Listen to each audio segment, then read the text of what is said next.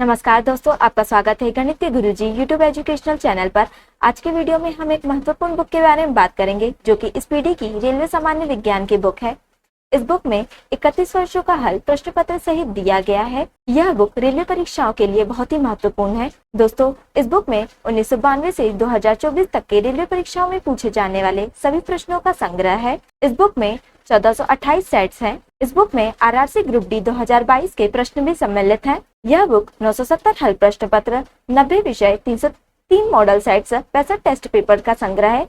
इस प्रकार से इसमें कुल 1428 सेट्स हैं। दोस्तों, यह बुक रेलवे परीक्षाओं के लिए ही नहीं बल्कि अन्य परीक्षाएं जिसमें सामान्य विज्ञान पूछा जाता है उन सभी परीक्षाओं के लिए भी महत्वपूर्ण है। तो चलिए हमारे साथ इस बुक को पूरा कीजिए और अपने तैयारी को बेहतर बनाइए।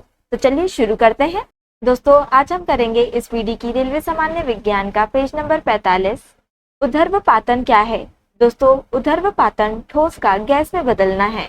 पानी के गिलास के जब सारे बर्फ पिघल जाते हैं तो गिलास में पानी का स्तर क्या रहेगा? दोस्तों, पानी के गिलास में जब सारे बर्फ पिघल जाते हैं तो गिलास में पानी का स्तर वही रहता है। यदि किसी वस्तु को संपीड़ित करते हुए उसके पूर्व के आयतन का आधा किया जाए तो उसका घनत्व कितना होगा?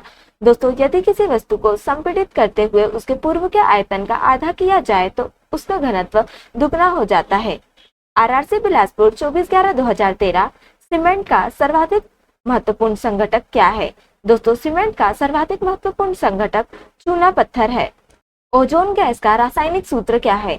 दोस्तों, ओजोन गैस का रासायनिक सूत्र O3 है। सामान्य मानव हृदय में कितने कोष्ठ होते हैं? दोस्तों, सामान्य मानव हृदय में 4 कोष्ठ होते हैं। भोपाल गैस दुर्घटना के लिए कौन सा गैस जिम्मेदार था? दोस्तों, भोपाल गैस दुर्घटना के लिए मेथिल आइसोसाइनेट गैस जिम्मेदार था। आरआरसी भुवनेश्वर 1/12/2013 डीएनए का आशय क्या है? दोस्तों, डीएनए का आशय डीऑक्सीराइबो न्यूक्लिक एसिड है। क्लोरोफिल रंजक का रंग क्या होता है? दोस्तों, क्लोरोफिल रंजक का रंग हरा होता है। किस जीवाणु से दही बनने में मदद मिलती है? दोस्तों, लैक्टोबैसिलस जीवाणु से दही बनने में मदद मिलती है। किस सूक्ष्म जीव से एड्स होता है? दोस्तों, विषाणु से एड्स होता है। क्या सूक्ष्म छिद्र होते हैं जो पत्तियों के फलक पर पाए जाते हैं? दोस्तों, स्टोमाटा सूक्ष्म छिद्र होते हैं जो पत्तियों के फलक पर पाए जाते हैं। कोशिका दीवार कहाँ पाई जाती है? दोस्तों, कोशिका दीवार पादप कोशिका में पाई जाती है। सबसे बड़ा पुष्प क्या है? दोस्तों, सबसे बड़ा पुष्प रेफ्लेशिया है। पौधों का आहार कारखाना क्या है? दोस्तों, पौधों का आहार कारखाना पत्तियां हैं। पौधों का कौन सा भाग श्वास लेता है? दोस्तों, पौधों का पत्ती भाग श्वास लेता है। यीस्ट यानी कि खमीर में जनन किसके माध्यम से होता है? दोस्तों, यीस्ट यानी कि खमीर में जनन द्विखंडन के माध्यम से होता है। अलैंगिक जनन किसके मुकुलन से होता है? दोस्तों, अलैंगिक जनन हाइड्रा के मुकुलन से होता है। आरआरसी इलाहाबाद 1/12/2013 1 मेगाबाइट किसके बराबर होता है? दोस्तों, 1 मेगाबाइट 1024 किलोबाइट के बराबर होता है। किस विटामिन को एस्कॉर्बिक एसिड कहा जाता है? दोस्तों, विटामिन सी को एस्कॉर्बिक एसिड कहा जाता है। किसकी कमी के कारण कुछ जीवों में बंध्यत्व हो जाता है? दोस्तों, विटामिन ई की कमी के कारण कुछ जीवों में बंध्यत्व हो जाता है। मनुष्य की हड्डी फिब्यूला किसमें पाई जाती है? दोस्तों, मनुष्य की हड्डी फिब्यूला पैरों में पाई जाती है। मलेरिया रोग किस मच्छर के काटने से होता है? दोस्तों, मलेरिया रोग मादा एनोफिलीज मच्छर के काटने से होता है। विषाणु में क्या होते हैं? दोस्तों, विषाणु में डीएनए अथवा आरएनए होते हैं। किसी मनुष्य के मूत्र में अपशिष्ट उत्पाद के रूप में क्या पाया जाता है? दोस्तों, किसी मनुष्य के मूत्र में अपशिष्ट उत्पाद के रूप में यूरिया पाया जाता है। ब्लोटिंग पेपर द्वारा स्याही के अवशोषण का क्या कारण है? दोस्तों, ब्लोटिंग पेपर द्वारा स्याही के अवशोषण का कारण केशिका क्रिया का गुण है। फोबोस और डिमोस किसके उपग्रह हैं? दोस्तों, फोबोस और डिमोस मंगल ग्रह के उपग्रह हैं। नींबू और खट्टे फलों में क्या होता है? दोस्तों, नींबू और खट्टे फलों में साइट्रिक अम्ल होता है। किसी परमाणु की द्रव्यमान संख्या किसके बराबर होती है? दोस्तों, किसी परमाणु की द्रव्यमान संख्या प्रोटोनों एवं इलेक्ट्रॉनों के योग के बराबर होती है। आरआरसी हाजीपुर 1/12/2013 न्यूटन के पहले सिद्धांत को क्या कहा जाता है? दोस्तों, न्यूटन के पहले सिद्धांत को जड़ता का सिद्धांत कहा जाता है। हेमाटाइट किसका अयस्क है? दोस्तों, हेमाटाइट लोहे का अयस्क है। नेफ्रोलॉजी किसका अध्ययन है? दोस्तों नेफ्रोलॉजी गुर्दे का अध्ययन है।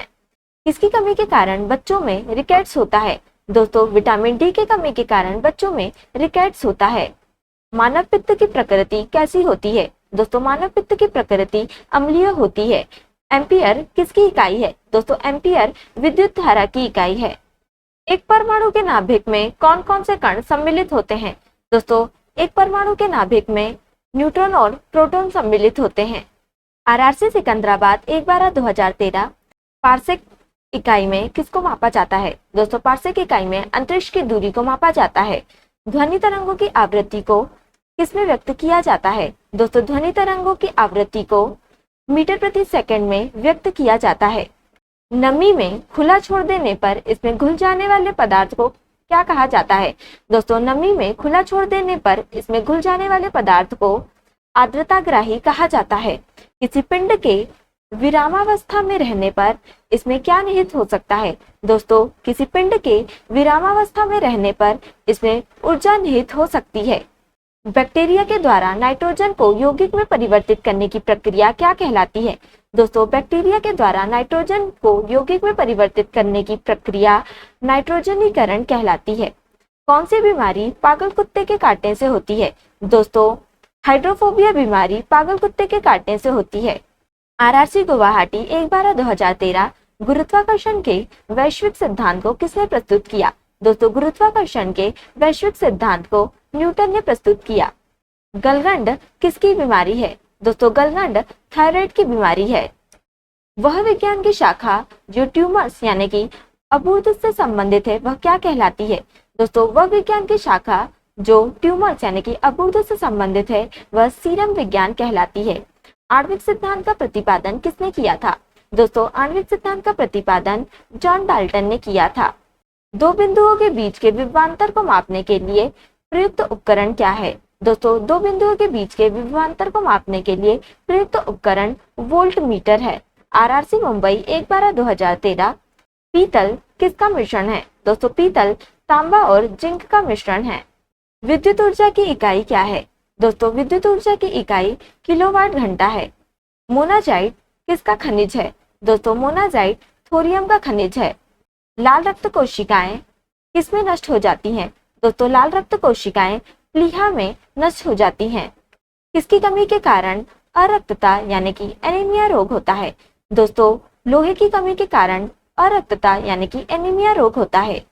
दोस्तों आज के लिए इतना ही। अगर आपने हमारे चैनल को अभी तक सब्सक्राइब नहीं किया है तो इसे सब्सक्राइब कर लें ताकि आप हमारे आने वाले वीडियो से अप टू डेट रहें। अगर आपको ये वीडियो पसंद आई हो तो इसे लाइक करें और अपने दोस्तों के साथ शेयर करें।